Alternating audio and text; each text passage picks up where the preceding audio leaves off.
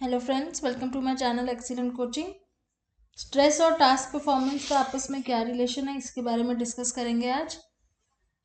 Stress से क्या होता है, परफॉर्मेंस जो है कभी कभी इंक्रीज हो जाती है, मतलब परफॉर्मेंस इंप्रूव हो जाती है, बेटर हो जाती है। ऐसा माना जाता है कि जितना आप स्ट्रेस लोगे, जैसे एग्जाम की बात ही कर लेते हैं, अगर आप एग्जाम का स्ट्रेस लोगे तो आप उसके लिए ज़्यादा पढ़ोगे, ज़्यादा मेहनत करोगे और आपकी परफॉर्मेंस उससे अच्छी होगी। बट ये भी ज़रूरी है जानना यहाँ पे कि जो स्ट्रेस और परफॉर्मेंस है ना, उसका एक यू शेप का एक कर्व बनता है। यू शेप का कर्व कहने का मतलब ये है कि शुरू शुरू में तो स्ट्रेस के साथ परफॉर्मेंस इंक्रीज होती रहती है, लेकिन एक थ्रेशोल्ड पॉइंट आता है जिसके बाद अगर और ज़्यादा स्ट्रेस ज़्यादा हो जाए तो आपकी परफॉर्मेंस डाउन जानी शुरू चली जाती है। तो ये यू शेप का कर्व बनता है एक। तो मान लो सपोज अगर ये स्ट्रेस का लेवल है जो बढ़ता ही जा रहा है और ये परफॉर्मेंस का लेवल है इस ऊपर की तरफ, तो एक पॉइंट तक तो ये बढ़ेगा, ठीक है, आपने स्ट्रेस लिया क्योंकि आपके एग्जाम है, आप मेहनत करने लगे, पढ़ने लग गए।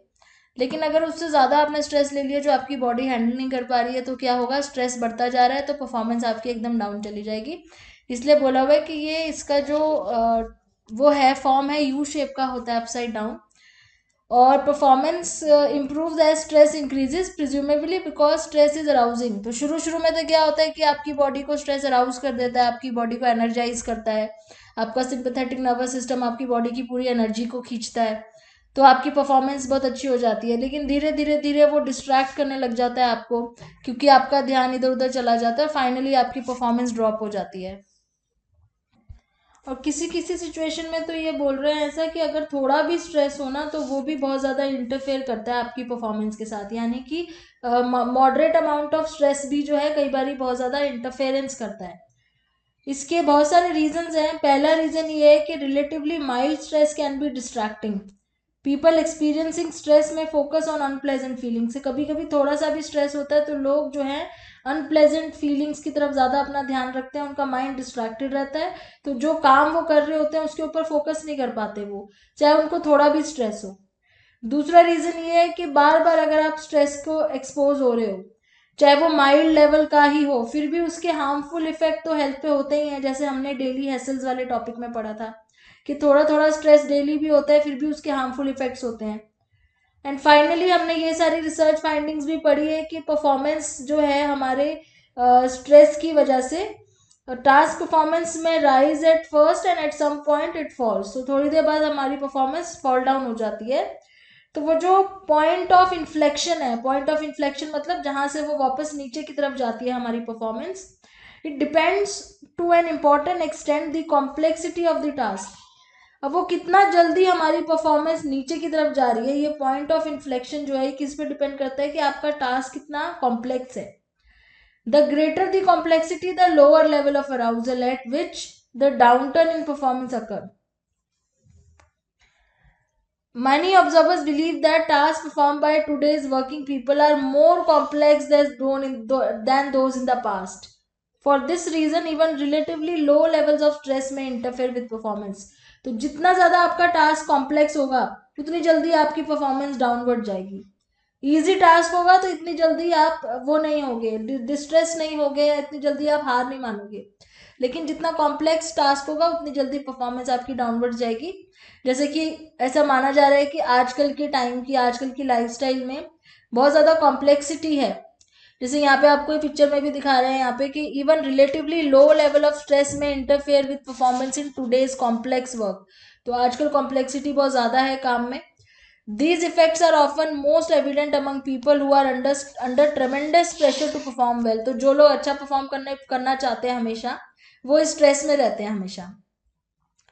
Some people are able to rise to the occasion at times when stress is in. तो कुछ लोग होते हैं जो स्ट्रेस को झेल जाते हैं और राइज कर जाते हैं, और कुछ लोग होते हैं जो नहीं झेल पाते हैं। So these factors explain why moderate level of stress may interfere with many types of performance. तो even हम moderate level को भी यहाँ पे देख रहे हैं कि moderate level का stress भी कई बारी performance खराब कर देता है।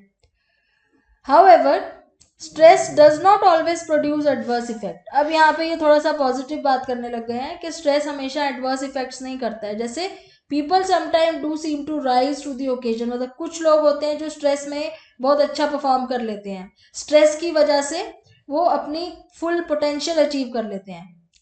ये एक पॉजिटिव पॉइंट है इसमें। अब इस पे अगेन वही कह रहे हैं कि complexity of the task depend करता है, हमारी पर्सनैलिटी डिपेंड करती है कैसी है। जैसे हार्डीनेस के बारे में मैंने आपको बताया था कि हार्डीनेस एक ट्रेट होता है, जो लोग ज़्यादा टेंशन नहीं लेते हैं, ज़्यादा स्ट्रेस नहीं लेते हैं, तो वो सारी चीज़ें डिपेंड करती हैं। फिर आता है individual difference in resistance to stress. हम सब लोग कैसे अलग अलग तरीके से स्ट्रेस को रेजिस्ट करते हैं। कुछ ऑप्टिमिस्टिक होते हैं, कुछ पेसिमिस्टिक होते हैं। जो पॉजिटिव सोचते हैं वो ऑप्टिमिस्टिक होते हैं और उनके ऊपर स्ट्रेस का असर कम होता है, वो जल्दी हैंडल कर लेते हैं, उनको जल्दी बीमारियां नहीं लगती है। वो उनको सेल्फ हीलर्स भी बोलते हैं। सेल्फ हीलर्स क्या है, मतलब वो अपने स्ट्रेस को अपने आप ही धीरे धीरे, जो उनके ऊपर स्ट्रेस की वजह से जो भी उनके ऊपर इफेक्ट आ रहा है, वो उसको एक्सरसाइज के थ्रू या पॉजिटिव थिंकिंग के थ्रू, अपने आप को माइंडफुलनेस के थ्रू, आजकल ये वर्ड बहुत ज़्यादा यूज हो रहा है, आपको सुनने में भी आ रहा होगा, माइंडफुलनेस के थ्रू अपने आप को हील करते हैं। माइंडफुलनेस क्या होता है? माइंडफुलनेस होता है कि अपने प्रेजेंट में फोकस रखना, प्रेजेंट या मोमेंट में, present moment, at the moment, मतलब जो आप अभी कर रहे हो, जैसे आप अभी पढ़ रहे हो तो आपका पूरा फोकस इधर होना चाहिए, ना कि आपके एग्जाम की तरफ या किसी नेगेटिव चीज की तरफ हो। तो इन सब चीजों से अपने आप को हील कर लेते हैं। ऑप्टिमिज्म पेसिमिज्म पे भी डिपेंड करता है कि जो ऑप्टिमिस्टिक लोग होते हैं वो ग्लास को आधा फुल देखते हैं। आपने वो कहावत भी सुनी होगी कि दो तरह के लोग होते हैं, जो जैसे ग्लास में ये पानी भरा हुआ है आधे ग्लास में, तो कुछ लोग कहेंगे कि ये आधा भरा हुआ है, कुछ कहेंगे आधा खाली है। तो जो ऑप्टिमिस्टिक है, पॉजिटिव थिंकर है, वो कहेंगे ग्लास आधा भरा हुआ है। जो पेसिमिस्टिक है वो कहेंगे आधा खाली है, तो नेगेटिव की तरफ देखेंगे पेसिमिस्टिक। तो इस तरीके से जो स्ट्रेस रेजिस्टेंट लोग वो होते हैं जो ऑप्टिमिस्टिक होते हैं। Research seems to indicate that this resistance stems from beneficial changes that occur in their immune system. तो अब जैसे अगर वो ऑप्टिमिस्टिक सोचते हैं तो उनके ऊपर स्ट्रेस का असर कम होता है, उनका इम्यून सिस्टम भी मेंटेन रहता है उस वजह से। एक एग्जाम्पल इन्होंने स्टडी के बारे में भी बात करी हुई है, जो सेगरस्ट्रॉम और इसकी कोलीग्स ने करी थी इन 1998, examined the effect of optimism and on mood and immune changes among law students। तो कैसे उनके मूड और उनकी इम्यूनिटी आपस में कैसे चेंज होते हैं, आपस में कैसे रिलेटेड है। लॉ स्टूडेंट्स थे, ये फर्स्ट सेमेस्टर के थे, जो शुरू शुरू में जिन्होंने मतलब शुरुआत ही करी होगी अपने लॉ की पढ़ाई की। The results showed that optimism was associated with better mood, higher number of helper T cells. Helper T cells कौन से होते हैं? जो आपके इम्यून सिस्टम में आपकी बॉडी को हेल्प करते हैं इन्फेक्शन से लड़ने के लिए। Higher natural killer cells. Natural killer cells होते हैं जो ऑब्वियसली नाम से पता चल रहा है ना, जो वायरल इन्फेक्शन वगैरह के उनको किल करते हैं, जो इन्फेक्शन को। तो हाई अच्छा मूड होगा, ऑप्टिमिज्म रहेगा तो अच्छा मूड होगा, अच्छा मूड होगा तो इम्यूनिटी में ज़्यादा नंबर ऑफ आपके टी सेल्स और किलर सेल्स होंगे। तो ये डायरेक्टली देखा गया था रिसर्च में कि रिलेटेड है एक दूसरे से। Additional evidence help explain why this is the case. Optimist and pessimist seems to adopt different tactics for coping with stress. ये दो अलग अलग तरह के लोग हैं, एक है जो पॉजिटिव थिंकर है, एक है जो नेगेटिव थिंकर है। दोनों के अपने अलग अलग तरीके होते हैं स्ट्रेस को कोप करने का। ऑप्टिमिस्ट फोकस करते हैं प्रॉब्लम फोकस्ड कोपिंग में। प्रॉब्लम फोकस्ड कोपिंग क्या होती है? ये यहाँ पे दिया हुआ है, making specific plans for dealing. तो जो भी आपका स्ट्रेस का सोर्स है, स्ट्रेस पे ध्यान नहीं देंगे, सोर्स पे ध्यान देंगे, स्ट्रेस हो क्यों रहा है, उसको कैसे डील करना है, उसके लिए प्लान बनाएंगे। प्रॉब्लम फोकस्ड कोपिंग बहुत ही प्रैक्टिकल तरीका है, ठीक है। ये करते हैं ऑप्टिमिस्टिक लोग। They also seek to obtain social support, और वो दूसरों से एडवाइस भी लेते हैं, दूसरों की हेल्प। जैसे हम बोलते हैं ना कि दूसरों से एडवाइस जरूर लेनी चाहिए, चाहे वो अपने करो अपनी मर्जी की, लेकिन सबसे सुन जरूर लो, सबके एक्सपीरियंसेस। तो सोशल सपोर्ट भी वो गैदर करते हैं। पेसिमिस्टिक क्या करते हैं? जो नेगेटिव थिंकर्स होते हैं, ये क्या करेंगे? अपना गोल ही छोड़ देंगे, जिस वजह से उनको स्ट्रेस हो रहा है, एग्जाम से बहुत स्ट्रेस हो रहा है, नहीं कर पा रहे तो छोड़ दो एग्जाम। इंटरफेयरिंग और डिनाइंग दैट स्ट्रेस एग्जिस्ट, मतलब वो डिनाइल में चले जाते हैं कि नहीं, स्ट्रेस चाहिए ही नहीं हमें। Needless to say, the former strategies are often more effective than the later, and although flexibility seem to be the key। Flexibility का मतलब है कि ठीक है, उसमें भी अलग अलग तरीका होता है लोगों का कि किस तरीके से वो स्ट्रैटेजी को यूज कर रहे हैं। तो यहाँ पे आपको कुछ, यहाँ पे इन्होंने वो दी हुई है स्ट्रैटेजीज जो है। पहली तो हमने बात कर ली है प्रॉब्लम फोकस, दूसरी है suppressing competitive activities. Refraining from other activities until the problem is solve. मतलब इसमें क्या है कि जब तक आपकी एक प्रॉब्लम सॉल्व ना हो जाए आप दूसरी कॉम्पिटिटिव एक्टिविटीज में मत इन्वॉल्व हो, पहले एक के ऊपर फोकस करो। इसका मतलब ये हो गया। ये जो ऑप्टिमिस्टिक लोग करते हैं उनकी बात कर रहे हैं। जैसे सपोज आपने 2 एग्जाम देने हैं, आपको दोनों का ही बहुत स्ट्रेस हो रहा है, लेकिन एक एग्जाम पहले एक एग्जाम बाद में है, तो पहले आप उस एग्जाम पे फोकस करो जो पहला एग्जाम है आपका, और दूसरे वाले को अभी साइड में कर दो। सीकिंग सोशल सपोर्ट, दूसरों से बात करो, एडवाइस लो लोगों से, कैसे उन्होंने तैयारी की थी, और जो लोग दे चुके हैं या जो लोग नहीं क्लियर कर पाए हैं उनसे भी बात करो कि वो किस वजह से रह गए थे। तो ये सारी चीज़ें करते हैं। पेसिमिस्टिक का क्या है, डिनायल में चले जाते हैं, मतलब इग्नोर करते हैं प्रॉब्लम को और रिफ्यूज ही कर देते हैं कि कोई प्रॉब्लम एग्जिस्ट करती है, मतलब उससे दूर हो जाते हैं, अपना गोल छोड़ देते हैं। Focusing on the expression of feeling, letting of steam instead of working on the problem. तो अपना जो फोकस है वहां से हटा के कुछ और करना, जैसे अपने एग्जाम देना ही छोड़ देते हैं, मतलब कुछ सोचते ही नहीं आगे एग्जाम देना और अपना ध्यान कहीं और, अपना फोकस ही कहीं और कर लेते हैं, तो वहां से दूर हो जाते हैं, मतलब भाग जाते हैं वहां से। Some evidence also indicates that men and women different in their terms of choice। तो यहाँ पे अब इन्होंने जेंडर का भी डिफरेंस दिखाया है। Studies have reported that men tend to engage in more problem-focused coping than females, and females tend to seek social support from friends। तो यहाँ पे थोड़ा सा फर्क हो गया है कि मेल जो है वो problem focused coping strategy use करते हैं जो हमने पढ़ी है अभी। फीमेल सोशल सपोर्ट के ऊपर ज़्यादा फोकस करती है, यानी कि इमोशन फोकस स्ट्रैटेजीज, मतलब अपने अपने लिए सोशल सपोर्ट किस तरीके से कलेक्ट करी जाए। These findings have been attributed to the different ways of men and women who are taught to cope with stress। एक स्टडी, अगेन यहाँ पे एक स्टडी की बात कर रहे हैं, तो ये जो स्टडीज है ना ये आप अपने आंसर में एग्जांपल्स की तरह ऐड करोगे, क्योंकि जो ये स्टडीज जिस तरह से अपने आंसर में डालते हैं उससे लगता है कि जो भी इन्होंने टॉपिक लिखे हैं वो वैलिड हैं, इनकी स्टडीज हैं इनको प्रूव करने के लिए। तो जब भी आप अपने आंसर्स लिखते हो तो आपने भी 2-3 स्टडीज जरूर मेंशन करनी है अपने आंसर्स में। तो ये स्टडी है by Potter and Stone 1995, seems to cast doubt on these conclusions। Their results instead indicate that men women differ very little in the amount of stress they report और in the coping strategy। तो इनकी study जो थी ना वो इस चीज के उल्टा थी। इनकी स्टडी में ये चीज प्रूव नहीं हो पा रही थी कि दोनों का अपना अपना स्ट्रैटेजी अलग होता है, बहुत कम डिफरेंस आया था इनकी स्टडी के अकॉर्डिंग।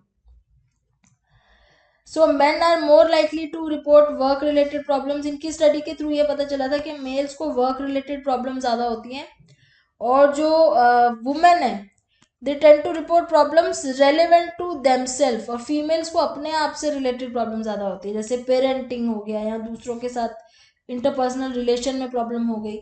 तो मेल्स को जो है वो वर्क रिलेटेड ज़्यादा होती है और फीमेल्स को पर्सनल। तो ये तो जेंडर डिफरेंस हो गया।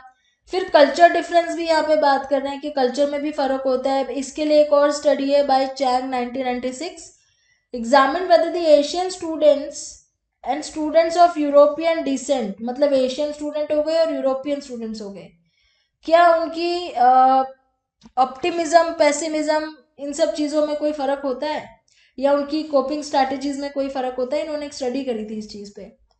Result indicated that Asian students were more pessimistic.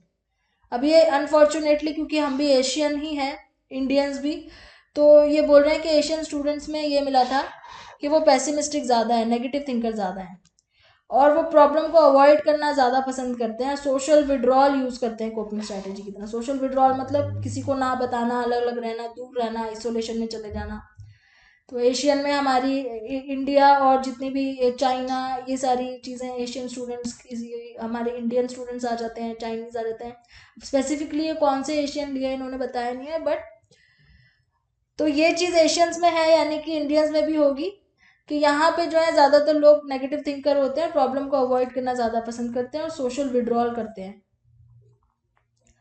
तो यहाँ पे ये पता चला कि कल्चर के अकॉर्डिंग भी कोपिंग स्ट्रैटेजीज और स्ट्रेस में फ़र्क आ जाता है। अब ये बात कर रहे हैं, हमारा जो अगला टॉपिक है वो है understanding and communicating our health needs. ये टॉपिक हमारे आजकल के टाइम के लिए बहुत ज़्यादा रेलेवेंट लग रहा है, क्योंकि जैसे अभी कोरोना का टाइम चल रहा है, तो यहाँ पे ये बता रहे हैं कि बेशक हमारी कितनी भी मॉडर्नाइजेशन हो गई है मेडिसिन की फील्ड में, फिर भी कभी कभी ऐसा हो जाता है कि जब ट्रीटमेंट चाहिए होती है ना इमरजेंसी में नेसेसरी, तो वो उस टाइम अवेलेबल नहीं होती। जैसा आजकल के टाइम पे हम देख रहे हैं कि कोरोना वायरस का जो इतनी बड़ी प्रॉब्लम चल रही है, लेकिन ट्रीटमेंट उसकी अवेलेबल नहीं है। तो यही बात यहाँ पे भी हो रही है कि एक तो ये चीज़ भी है, दूसरा ये भी है कि लोगों के बिलीफ और एटीट्यूड जो होते हैं, हमारे अपने जो बिलीव्स हैं, हमारे एटीट्यूड जो है, उसकी वजह से भी कई बार हमारी हेल्थ जो है ना बहुत ज़्यादा ख़राब हो जाती है। एग्जाम्पल इन्होंने बताया है कि एक ऑस्ट्रेलियन स्टडी थी जिसमें लोगों को पूछा गया था to identify the behaviour pattern responsible for health problem in their country, कि उनकी कंट्री में कौन से ऐसे बिहेवियर पैटर्न है जिनकी वजह से हेल्थ प्रॉब्लम्स हैं। तो सबसे ज़्यादा लोगों ने बोला अल्कोहल और ड्रग अब्यूज़ है, पुअर डाइट है, लैक ऑफ एक्सरसाइज है, स्मोकिंग है। मतलब उन सबको क्लियरली पता था, मतलब वो अवेयर थे कि वो क्या क्या करते हैं। अल्कोहल होता है, ड्रग अब्यूज़ होता है, खाना ढंग से नहीं खाते, एक्सरसाइज नहीं करते, स्मोकिंग करते हैं। Similarly, when asked to name the changes that would most likely improve their own health, respondents cited better diet. और जब पूछा गया ठीक कैसे होगा तो भी उन्होंने बताया कि खाना अच्छा खाएंगे, एक्सरसाइज करेंगे, स्मोकिंग नहीं करेंगे, अल्कोहल नहीं मतलब कम कर देंगे, तो इस तरीके से ठीक होगा। मतलब उनको ये भी पता था कि किस वजह से बीमार हो रहे हैं, उनको ये भी पता था कि ठीक कैसे हो रहे हैं। Yet when they were asked why they had not made the changes in the behavior, फिर उनसे पूछा गया कि फिर आप लोग क्यों नहीं अपने बिहेवियर को चेंज करते हो।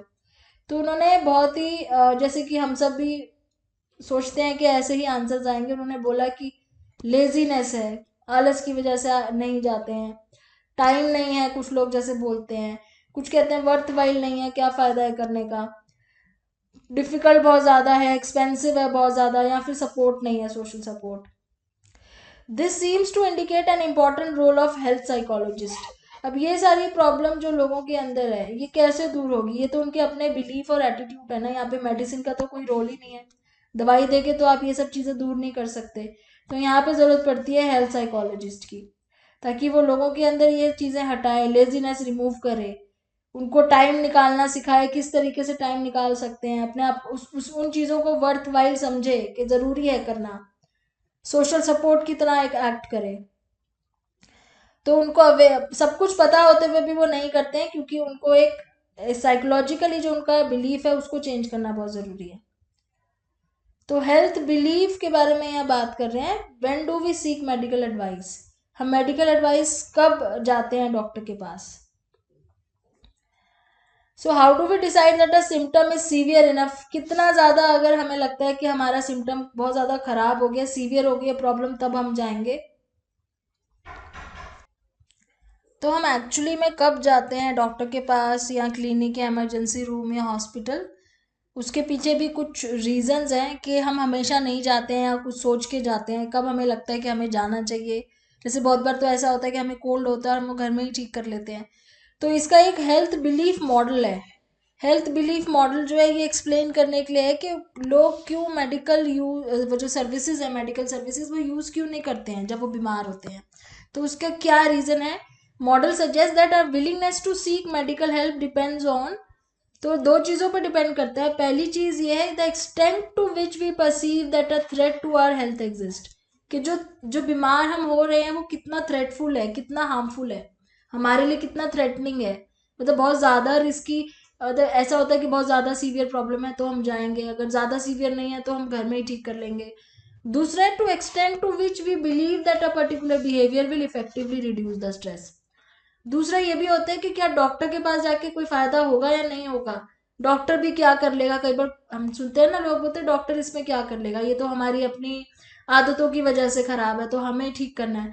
तो ये दो चीज़ें हैं, एक तो ये है कि थ्रेट हमें कितना ज़्यादा फील होता है उस चीज़ को लेके, अपने हेल्थ को लेके। दूसरा कि हम ये मानते हैं कि अगर हम डॉक्टर के पास जाएंगे तो उससे क्या फ़र्क पड़ेगा।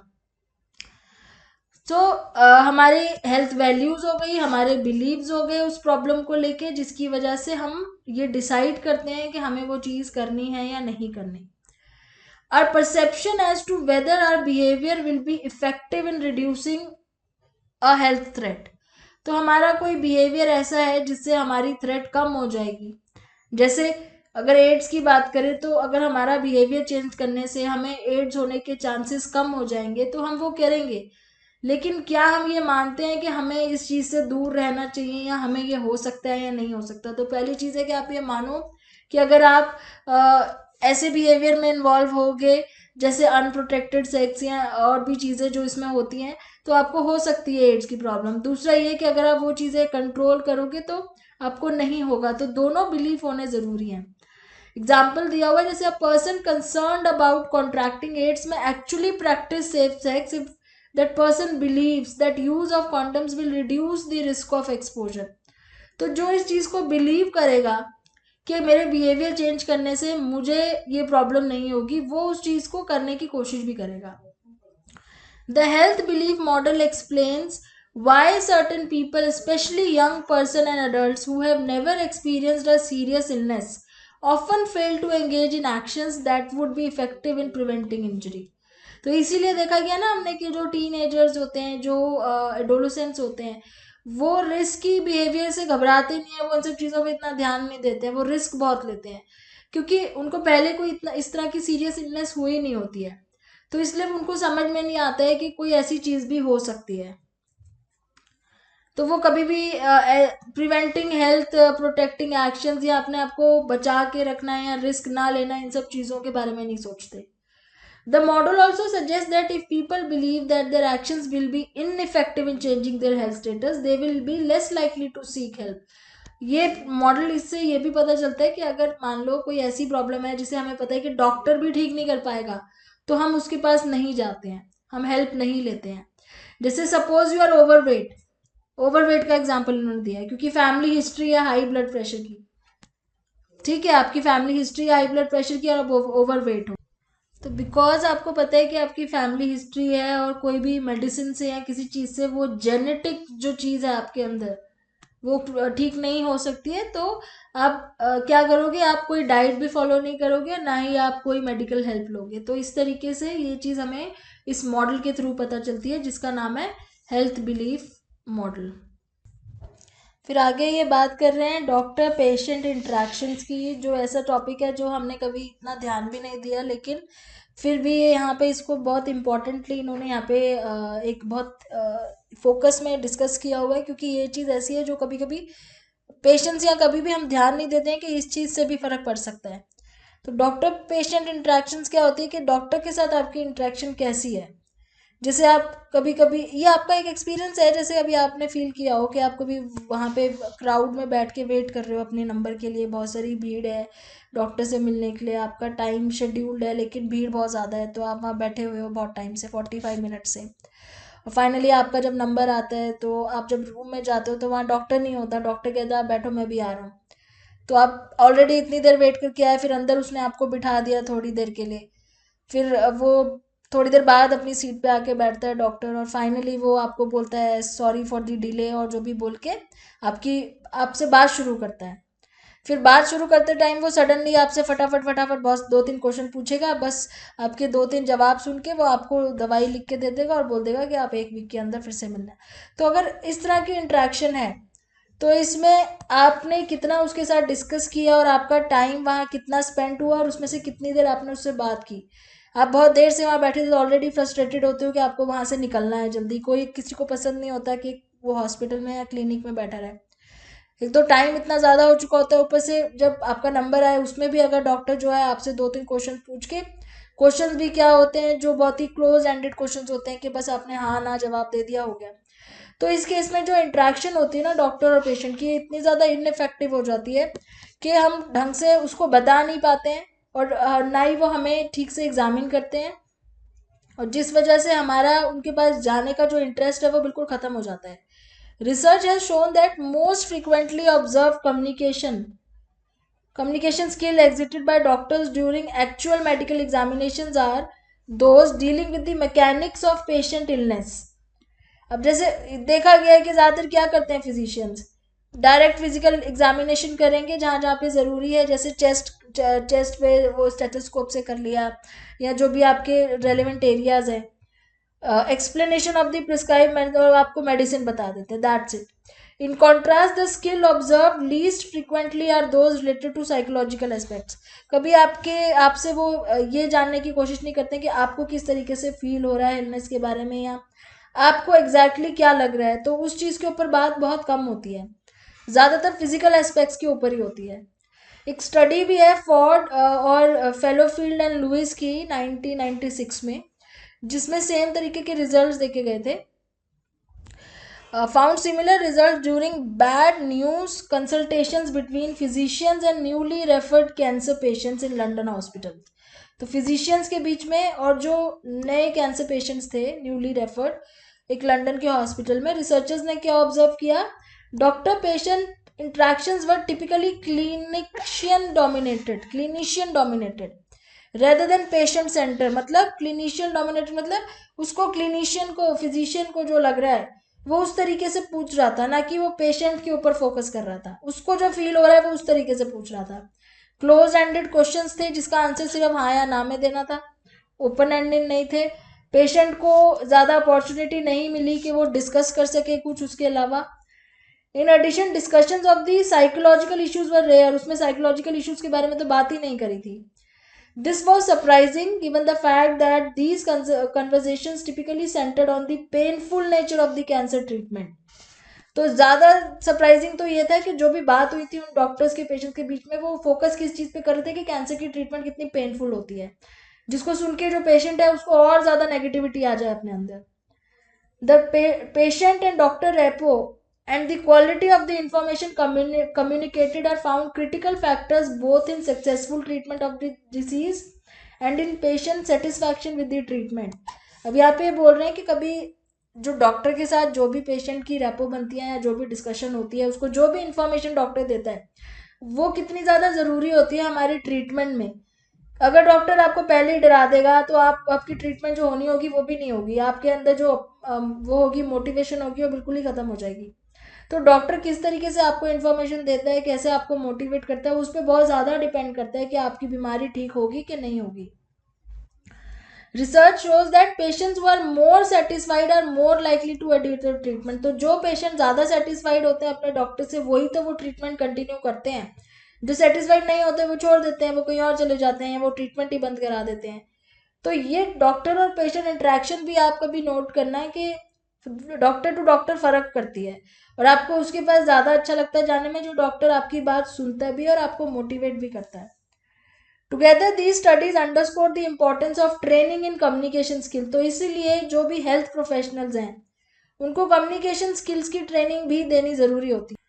In order to be effective in treating patient, promoting their wellness, doctor, nurses and other health professionals needs to know how to get their message across. तो उनको ये पता होना चाहिए कि किस तरीके से वो पेशेंट को अपनी बात कम्युनिकेट करें, जिससे जो पेशेंट है वो घबराए नहीं, उल्टा और पॉजिटिव सोचे उस चीज़ के बारे में.